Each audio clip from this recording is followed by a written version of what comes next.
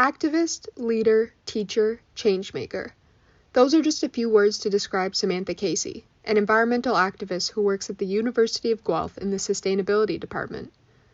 Through her undergraduate studies, which she also obtained at Guelph, Samantha was heavily involved in student-led activism and bringing sustainable changes to campus, all while creating a professional career for herself without even knowing. Samantha took some time to chat last week about her motivations, challenges, and theories for effective change. But I think you've heard enough from me. I'll let Samantha introduce herself a bit more now. I'm Tristan Rampersad. Today I'll be interviewing Samantha Casey from the University of Guelph. So Samantha, could you just tell me about yourself, who you are, what you do, your history as an activist? Sure. So my name is Sam. I work at the University of Guelph in a really interesting role. It's split between hospitality services, where I work as a sustainability coordinator, and the sustainability office, where I work as a communications and engagement coordinator. And it's a role that I essentially worked my way into by being a heavily involved University of Guelph student in my undergraduate degree. So I started activism. I swear, like, if you look back on it, probably I think when I was like 10 or 11 and signing like sketchy internet petitions on my parents' like computer with dial-up internet. I was always just actively involved, and I was kind of pushing the needle, and it's been really fun to see kind of that change over time, and that kind of grow into a career that I was able to make out of it.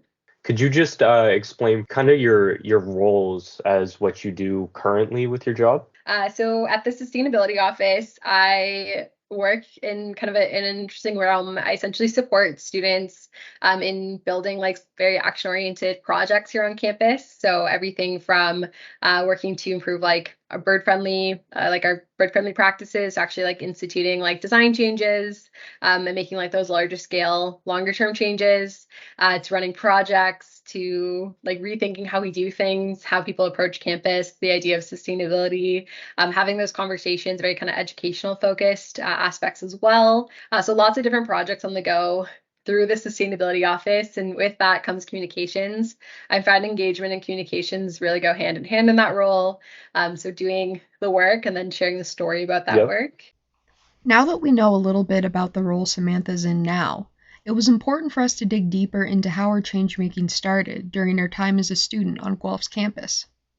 So going back to your undergraduate degree, what sustainable initiatives or ideas did you bring to campus during your time as a student?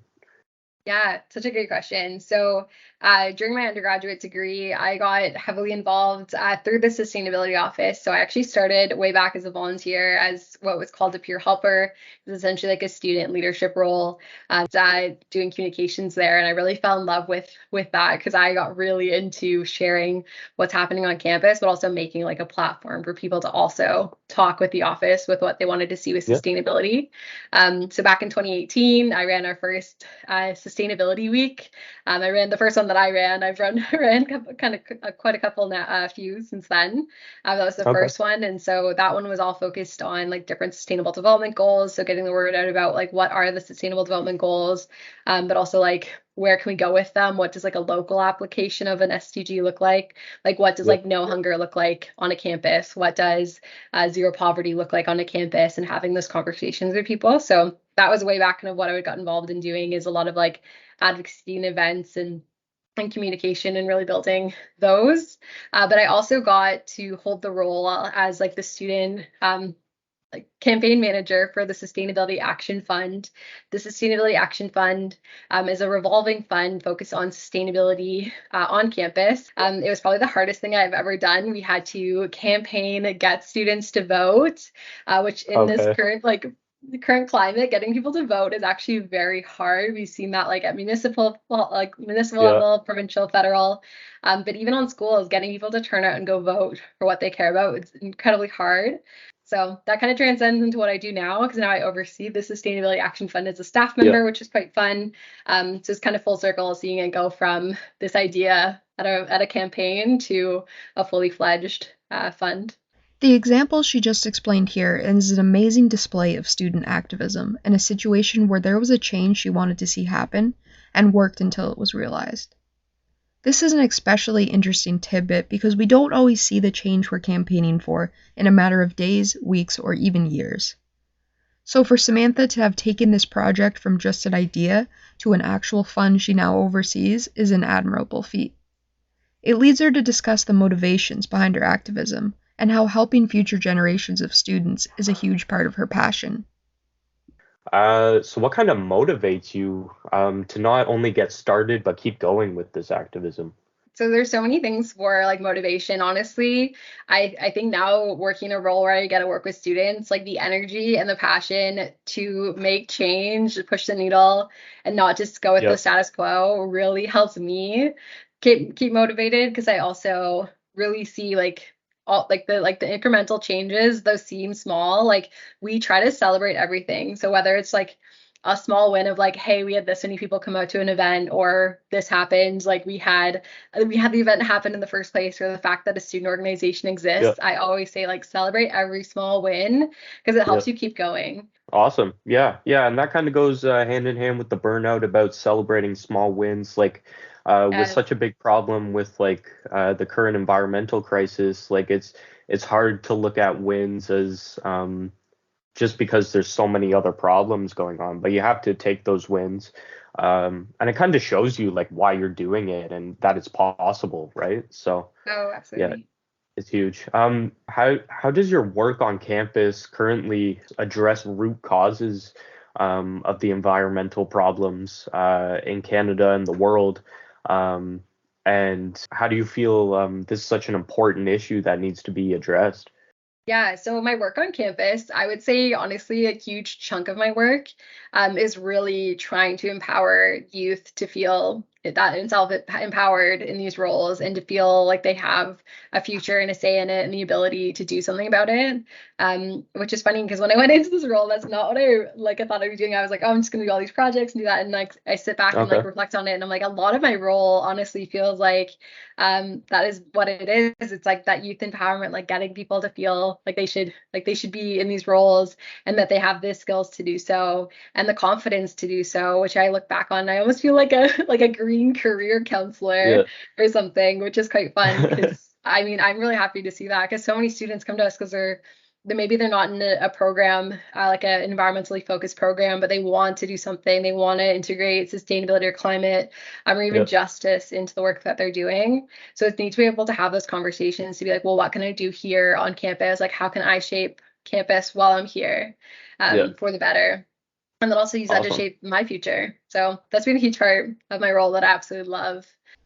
A lot of the times when it comes to environmental issues, people say they want to help, but they're just not sure how. As an activist, Samantha fills that gap in a way by showing and educating students on ways they can personally get involved.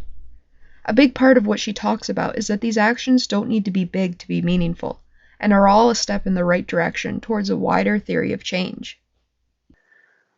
So do you have your own personal theory of change? We kind of talk about this in class. A theory of change kind of is essentially how do you expect these desired environmental changes to be realized, to be come up with, to be put into practice and executed? A huge part of my my kind of theory, my personal theory of change is to be super critical, like ask a ton of Okay. questions Yep. because that's I think how a lot of things get changed. And I think people are too often afraid to ask questions or they don't know who to ask them to. But honestly, asking questions kind of what led me into my role. So I Yep. always tell people to ask questions because asking questions can be a huge part of how campus sustainability is improved by being like, hey, Yeah. well, why isn't this done this way? Or why is that being done this way? And so Yeah. I don't know, this goes back to a theory of change, but mine is always like start as simple as like asking questions and then Yeah. evolve Yeah. that into because with that question comes like what is your role in it? Like if you're asking why something done a certain way, if they follow up with like, well, we'd love to do something else, but we don't know how, or this is why at this current Yeah. moment, but we'd love to do this. Like, could you get involved in making that change happen, or could you get involved in pushing that change to happen? So you mentioned that a lot with your current role. When did this theory kind of come into fruition? Like, did you have this theory of asking questions, being critical as a student activist, or I guess kind of like Yeah. what is the origin of this theory? Yeah, I think I've kind of always been that student that like was very critical asking questions, like whether Yeah, it was like in primary school where I was like, where does the recycling go? Like yeah, because we used to do like where they'd have us like collect recycling and bring it to a central point, and I'd always be like, well, does this actually like what actually happens to this? And like asking those questions, I feel like that's naturally I'm just a very like critically reflective yeah, yeah, thinker. So I think that's kind of played into a role, but also I think learning, like I love learning and I love listening because if you yeah, listen, you'll learn so much. But also if you learn, like watching documentaries, reading so many different places by different people, like you'll see the world is very different than how it's told and taught to us. So I think that's also really what helped me like encourage other people to ask questions, but also yeah. to take it upon myself to like learn. Yeah, it Yeah, kind of gives the other side more motivation as well. Like if you're a student exactly. activist protesting or trying to negotiate with your school, you can make it appealing for them by having like a Exactly. mutual benefit. Yeah, for sure. Ex- Yeah, Exactly. Because and I think a lot of why it's was so successful too is because it was that like, hey, we're both stakeholders, we both have something we want to see, and coming to the table together to come up with a vision. If you come in kind of like in that sense, if you came in with more of like a attacking mentality of like, hey, you should do more, like no one on the receiving end wants to hear that they're not doing well or like it's like something wrong with them. Because if you think about it on the other end, it's staff members who are paid into a role. Now that we have a theory, we need a role to play. Samantha's theory is that we can enact and spark effective change by always being curious and continuing to ask questions about the world around us. However, this leads us into the question of where her change-making lies amongst Bill Moyer's four changemaker roles. yeah. So in our course, again, we have read about four change maker roles. So the first one is the citizen who promotes positive national values, the reformer who uses the levers of democratic institutions to achieve their goals, the rebel who puts issues on society's agenda through dramatic but nonviolent actions, Mhm. and then the change agent who educates and organizes to involve the general public. Which one of these speaks to you the most? Maybe a couple of them, maybe during your time before, one was more prominent than one is now. Yeah. Yeah, I was really excited to see this because I remember learning about these changing roles. I honestly could kind of see myself in like different ways in each of them. Yep, By most, I would probably say the change agent. So like educating and organizing to really involve the general public. A lot of my work, my volunteer work outside of work, I guess even through work, is very much focused on like educating the masses and like especially I always call it like the gray area or like the middle area. So if you're thinking yep, about a topic like sustainability or climate, you're already gonna have those very passionate people who are like, yes, this is the right thing to do. We like I'm already involved. But the yep, gray the gray area where people are kind of like I would do something if I knew more. I don't really know. Like they're just kind of that yep, like yep, almost like in a way, that's that apathetic group of like there. I always love yeah, targeting those groups, like those people, and then finding reasons to get them. So finding that common ground. So whether it's like maybe it's parents and using kids and the idea of children as like something that could be used as a tactic for getting involved and like for educating like why this is important or maybe it's farmers like I grew up in a farming community so like yep, using like the idea of like crop yields and like and weather is like a common ground for like why to get involved. I think that's been a huge part of my role with a lot of my volunteer work is like educating the masses and finding ways to like effectively do that to get those areas. So you're not just preaching to the choir because yep, we need more people to hear the choir than just the for choir. sure. Yep, Um, and then the Rebel, I mean, my like the Community Climate Council, the youth founded climate justice organization that I helped co-found back in 2019. We started because of like the global climate strikes that were happening. We started right before I would say really the height of climate strikes here in Canada. So about like August to September 2019, we were having conversations and we decided to create an organization to essentially create a platform and with that, we held the very first climate strike in Brampton, Ontario, and we've since nice. then done over the pandemic, we did digital ones, but we've done one Yeah. every year since, getting people to actually come out and go to City Hall and meet and gather with each other in a very kind of public and visible space. So I think that's how I kind of connect with the Rebel. I see so much Yep. in that. Like that was a huge part too with when I was in my undergraduate degree. The University of Guelph had not yet divested from fossil fuels Yep. for our university for pension plans. And so so that was a huge part too, was like I went to quite a few protests there, which is kind of fun to come full Yep. circle and then be a staff member. But it was really neat because before I even went in, the university committed to full divestment, which was honestly through like student pressure. So that's Yeah. when again to like effectively it was used to like protesting and petitions and using that power and the people of power, like the power from people and the people power to really push that change. The citizen, I'm huge on voting, so that's also a huge aspect of like a Yep. lot of the work I get involved in is the idea of having people not just vote but also like stay politically informed like all year Yep. round. So I Yep. feel like so much emphasis is on like voting. Like we see huge campaigns come out during voting and then it's like people don't really Big stay time. engaged. Yep. Yeah. Yep. So I'm For a sure. huge proponent. I send I think so many undergraduate students like opportunities to get involved in like municipal like committees and and ways to do Yep. that the last few months. So I'm a huge proponent for the citizen and then the reformer. I think a lot of what my role currently is right now too, I'm always trying to push like the status quo and like change that and like push the needle on campus because I don't think we need to stay the same. I think we need to be a bit radical in like how we imagine what the future of campus looks like and like what does like a just sustainable campus look like and what does that look like for everyone. So that's been a Yep. huge kind of push there, I think, for my role. So I feel like I'm in kind of each of them in a way. Yeah, for sure. For sure. You don't have to put yourself in a box. And, I talked about like over the span of your entire career, it can change and whatnot. And Yes, yeah, you aren't just going to belong to one typically. You're going to have a bit of everything. absolutely. And yeah, when you've been involved as long as you have been, Hmm. for sure. Yeah, there's definitely been changes and whatnot. So you talk about virtual rallies. You talk about problems with the pandemic. Uh, Hmm. this has been a challenge for you. Do you want to elaborate on that and maybe some of the other challenges you've faced with your activism?